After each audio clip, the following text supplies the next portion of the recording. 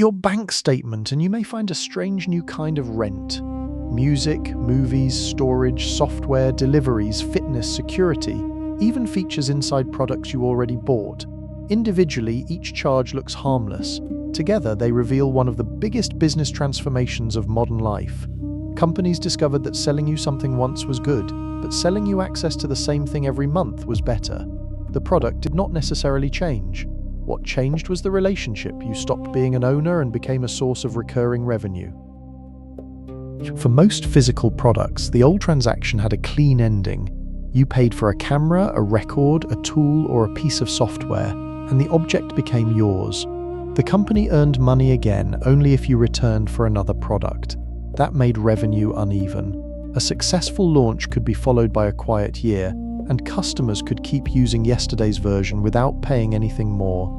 From the company's perspective, ownership gave the buyer something inconveniently powerful: the ability to stop spending while continuing to receive value.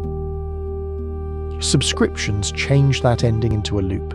Instead of paying for an object, you pay for permission that expires. The monthly fee can include convenience, updates, support, or fresh content, so the exchange is not automatically unfair. But the legal and psychological center moves. Your continued access now depends on your continued payment. Stop paying and the music disappears, the storage shrinks, the professional tool locks, or the connected feature goes dark. The company no longer needs to persuade you to buy again, it only needs to prevent you from leaving. The subscription itself is not new. Newspapers, insurance, utilities, clubs, and rental services used recurring payments long before the internet. What digital technology changed was the cost of repetition. Software can collect payments automatically, control access instantly, measure usage, test prices, and contact millions of customers at almost no marginal cost. A local club once had to print notices and chase unpaid accounts.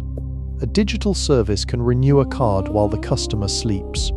The ancient idea of recurring payment became a global machine that could operate every second.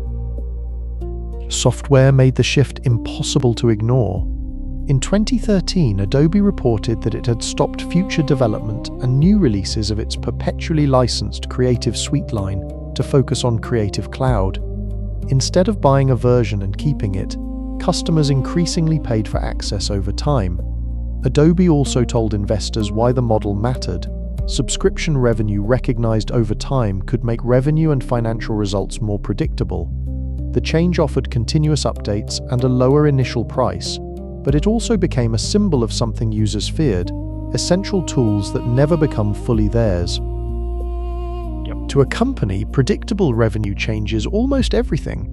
Managers can estimate future cash flow, plan hiring, finance infrastructure, and tell investors how much business is likely to return next year. A customer who buys once is a completed transaction. A subscriber becomes a measurable relationship with monthly recurring revenue, churn, retention, and lifetime value. Those metrics turn the future into something that can be modeled. The company is no longer asking only, how many units can we sell? It is asking a more powerful question: how long can we keep each customer paying? A subscription also changes how price feels. A large one-time cost forces comparison and hesitation. A small monthly number feels easier to accept, especially when displayed beside an expensive annual or lifetime alternative. But the monthly number is not the total price. It is a rate. $10 does not sound like much until it becomes $120 per year, $600 over 5 years, and only one line inside a larger pile of recurring charges. The model lowers the emotional cost of saying yes while stretching the financial cost across time. The free trial makes the first decision even easier by moving the real decision into the future. Today, you receive access. Later, an automatic charge begins unless you remember to stop it. Economists call this a negative option. Silence becomes continuation. The company benefits from people who genuinely love the service, but also from people who forget, procrastinate, or assume they will cancel tomorrow. The trial is not merely a demonstration of value. It can also be a test of attention, designed around the gap between the person you are today and the person you expect to be next week. Consumer inertia is not just a theory. A 2025 study in the American Economic Review examined subscriptions using data from a large payment card network. When cards were replaced and customers had to make an active decision, cancellations increased sharply.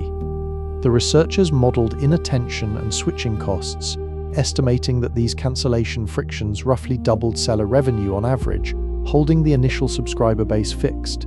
That does not mean every subscription company doubles its money. It means forgetting, delaying, and avoiding the work of cancellation can be economically valuable enough to shape an entire business model.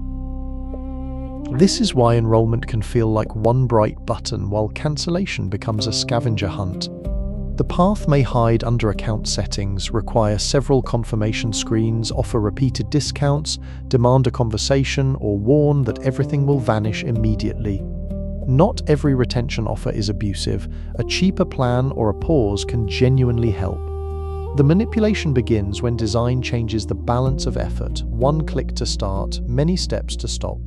European consumer authorities describe such interfaces as dark patterns because the architecture of the choice pushes the user toward the outcome preferred by the seller. Streaming initially felt like the perfect subscription. One payment replaced shelves of discs, downloads, late fees, and piracy risks with an enormous legal library. Then competition fragmented the library.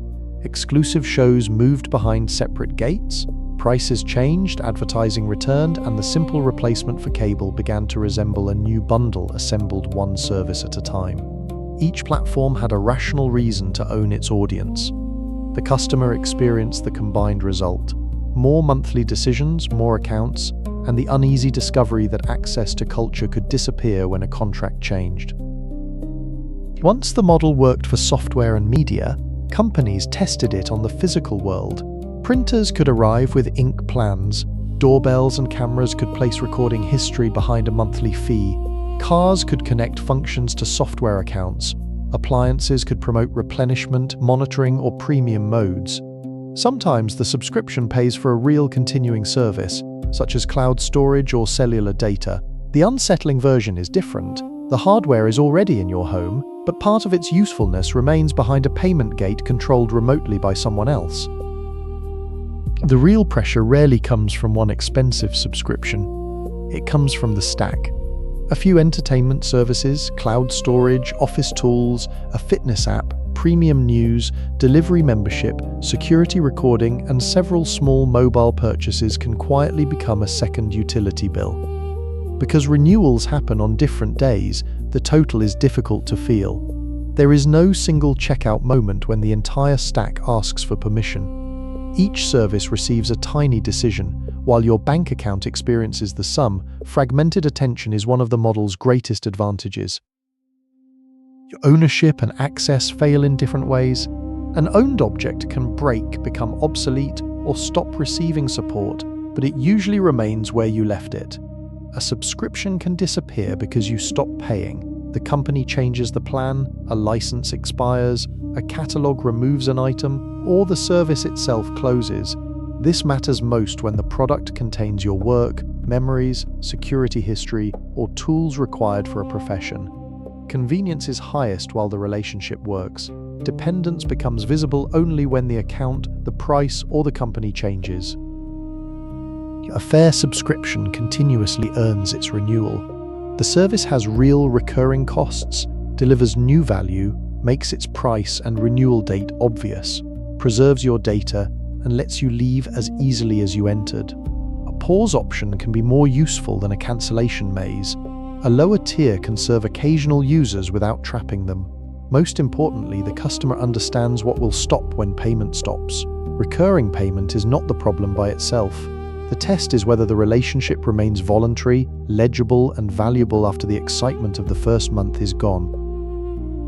Before subscribing, replace the monthly price with 3 questions.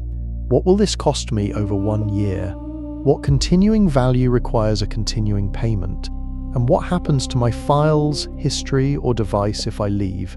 Then check the renewal date, the cancellation path, and whether a pause, one-time purchase, free tier, or usage-based alternative exists.